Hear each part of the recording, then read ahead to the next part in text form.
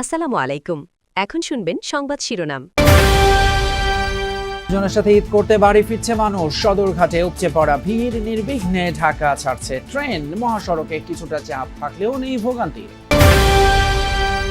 ঈদের ছুটিতেও মন্ত্রিসভার বৈঠক, ধর্ষণ সহ নারীর প্রতি সহিংসতার মামলাগুলো দ্রুত নিষ্পত্তির নির্দেশ প্রধানমন্ত্রীর, সম্পূরক বাজেট অনুমোদন।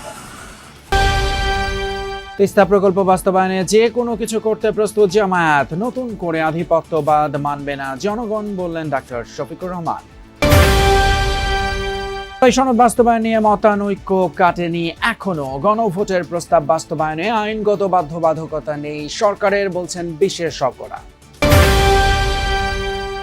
এতক্ষণ শুনছিলেন সংবাদ শিরোনাম, এখন শুনবেন বিস্তারিত সংবাদের আগে আমাদের যমুনা 24 টিভি চ্যানেলটিকে সাবস্ক্রাইব বা ফলো করে আমাদের সাথে থাকুন আর কমেন্ট করে জানান আপনি কোথা থেকে এই মুহূর্তে যে ট্রেনটি যাচ্ছে, যদি এটি কমিউটার ট্রেন, নরসিংদী যাবে এবং খুব কাছাকাছি দূরত্ব, এবং এইটি অন্যান্য সময় যে যাত্রীর চাপ থাকে, ঈদের এই সময়ও সেই যাত্রীর চাপ আমরা দেখছি না। অর্থাৎ মানুষ স্বস্তির ঈদ যাত্রাই করছেন এবং একই সঙ্গে এখানকার নিরাপত্তা ব্যবস্থাও বেশ, টিকিটবিহীন কাউকেই স্টেশনের ভেতরে ঢুকতে দেওয়া হচ্ছে না। এবং এই কর্মকর্তা যারা আছেন তারাও কিন্তু আমাদেরকে সেই কথাটি জানিয়েছেন। স্টেশনে কিংবা এই যে রেলওয়ের যারা কর্মকর্তা আছেন তাদের একজন আছেন আমাদের সঙ্গে, আমি তার সঙ্গে যদি একটু কথা বলি।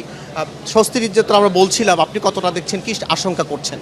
না, একেবারেই সত্যি কথা যে আপনারা যদি বিগত ঈদগুলো দেখেন, সেই তুলনায় এবার পবিত্র ঈদুল ফিতরের যে ঈদ যাত্রা একবারেই স্বস্তির ঈদ যাত্রা। আমরা জাতি সাধারণের চরম উচ্ছ্বাস প্রকাশ করতে দেখছি। এত নিরাপদে নির্বিঘ্নে যথাসময়ে বাড়িতে পৌঁছে, যথাসময় বলতে যথাসময় ট্রেনগুলো ছেড়ে যাচ্ছে। আজকে ঢাকা বিমানবন্দর থেকে আমরা যতগুলো ট্রেন ঢাকা থেকে ছেড়ে আসছে সবগুলো যথাসময়ে ছেড়ে গিয়েছে।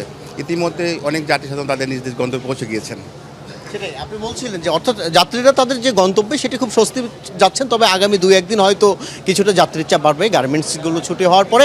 তারপরেও মানুষ যে দিনে আনন্দ নিয়েই ঘরে ফিরছেন, এই আনন্দ ভাগাভাগি করার জন্য ঠিক মতো ছেড়ে যাচ্ছে। তবে বিপাক যেটা হয়েছে যাত্রীদের, আজকে যারা টিকিট কাটতে আসছেন তারাই মূলত বিপাকে পড়েছেন এবং তাদেরকে বাড়তি ভাড়া দিয়ে টিকিট কাটতে হচ্ছে বলে অভিযোগ করছেন তারা। যাত্রীরা বলছেন যে এর আগে যারা যেসব নির্ধারিত ভাড়ায় যেতেন তার তুলনায় এখন প্রায় 200 থেকে 300 টাকা, অনেক ক্ষেত্রে 4 থেকে 500 টাকা পর্যন্ত বেশি রাখা হচ্ছে।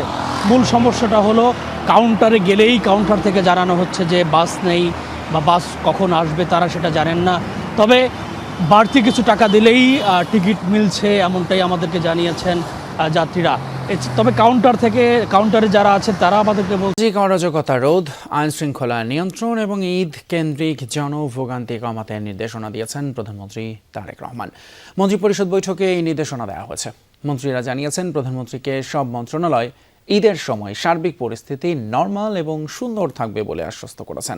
মন্ত্রিপরিষদ সচিব বলেছেন ধর্ষণ এবং নারীর প্রতি সহিংসতার মামলাগুলো দ্রুত নিষ্পত্তির নির্দেশনাও দিয়েছেন প্রধানমন্ত্রী। গুরুত্ব দিয়েছেন সংশ্লিষ্ট বিভাগগুলোর সমন্বয় জোরদার করার উপর। সভায় চলতি অর্থ বছরের সম্পূরক বাজেটের অনুমোদন দেওয়া হয়েছে। আলাদা বৈঠকে পহেলা বৈশাখের দিনে পরীক্ষামূলকভাবে 22,000 কৃষককে কৃষক কার্ড দেওয়ারও সিদ্ধান্ত হয়েছে।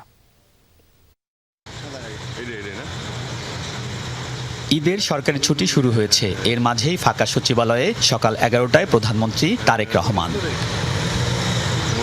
প্রথমেই বৈঠক করেন রাজধানীর বর্জ্য ও পরিবহন ব্যবস্থাপনা নিয়ে, যেখানে প্রধানমন্ত্রী বুয়েটের বিশেষজ্ঞ ও ঢাকার 2 সিটির প্রশাসককে দেশীয় কৌশল ব্যবহার করার উপর জোর দেন, যাতে এসব কাজে বিদেশ থেকে যন্ত্রপাতি আমদানি করতে না হয়। রাস্তার থেকে বর্জ্য এগুলা সরিয়ে নেওয়ার কোনো নিষ্কাশনের ব্যবস্থা, যান্ত্রিক ব্যবস্থা তৈরি করা যায় কিনা। আমাদের এই ইলেকট্রিক 3 হুইলার নিয়েও আলাপ হয়েছে, যেটা বুয়েট ডেভেলপ করেছে অলরেডি। এই বর্জ্য ব্যবস্থাপনায় মহানগরীকে ক্লিন করার জন্য যে সমস্ত ভেহিকেল দরকার, গাড়ি দরকার, সেগুলোর ব্যাপারে ওনারা কতটুকু সাহায্য করতে পারবেন, লোকালি বানিয়ে দিতে পারবেন কিনা। ফ্যামিলি কার্ড খাল খনন কার্যক্রমের সফল উদ্বোধনের পর কৃষক কার্ড দেওয়ার কার্যক্রম নিয়ে সংশ্লিষ্ট কমিটির সাথে বৈঠক করেছেন প্রধানমন্ত্রী। সিদ্ধান্ত অনুযায়ী আগামী পহেলা বৈশাখে পরীক্ষামূলকভাবে 22,000 কৃষককে কৃষক কার্ড দেয়া হচ্ছে। টাঙ্গাইল সদর থেকে এই কার্যক্রম উদ্বোধন করবেন প্রধানমন্ত্রী তারেক রহমান। একযোগে 11 উপজেলায় এই কার্ড দেয়া হবে। দুপুর 2টায় নির্ধারিত সময়ে প্রধানমন্ত্রী তারেক রহমানের সভাপতিত্বে মন্ত্রিপরিষদ সভার বৈঠক শুরু হয়। সেখানে দল অন্তর্বর্তী যে সরকারের জনগণের কল্যাণে কাজ করতে পারে সেই উদাহরণ তৈরি করবে জামায়াত, এমন মন্তব্য করেছেন বিরোধী দলীয় নেতা এবং জামায়াতের আমির ডাক্তার শফিকুর রহমান। বলেছেন, দেশের ঘাড়ে আবারও আধিপত্যবাদ চাপিয়ে দেওয়ার চেষ্টা হলে জনগণ তা মানবে না। একটি দেশ বাংলাদেশের জন্য কোনো অবদান না রাখলেও দেশের সার্বভৌমত্ব হুমকিতে ফেলেছিল বলেও মন্তব্য করেন ডাক্তার শফিকুর রহমান।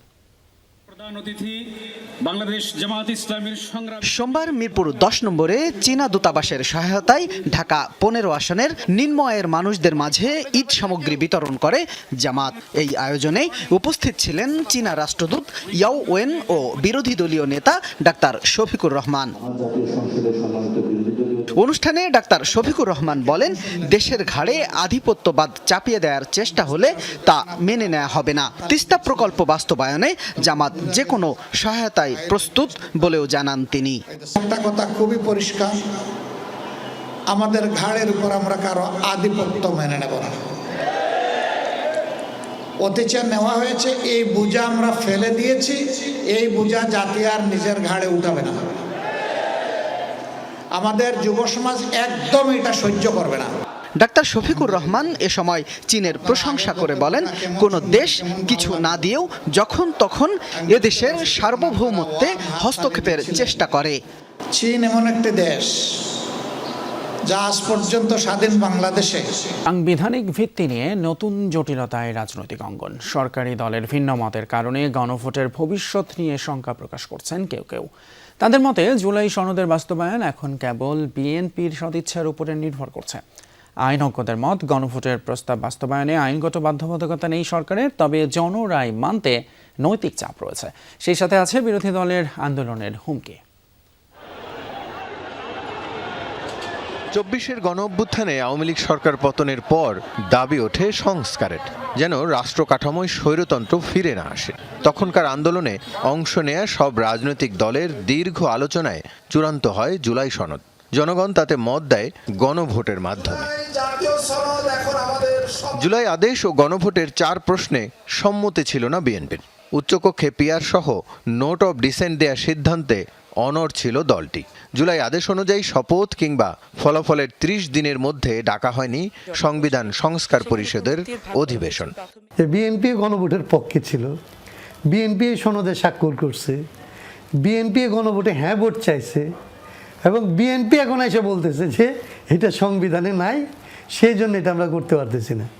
এর চাইতে হাস্যকর, এর চাইতে স্ববিরোধী অবস্থান আসলে যেই দল একটা 3 বার ক্ষমতায় ছিল তাদের কাছ থেকে এটা অসম্ভব রকমের অপ্রত্যাশিত। জনগণের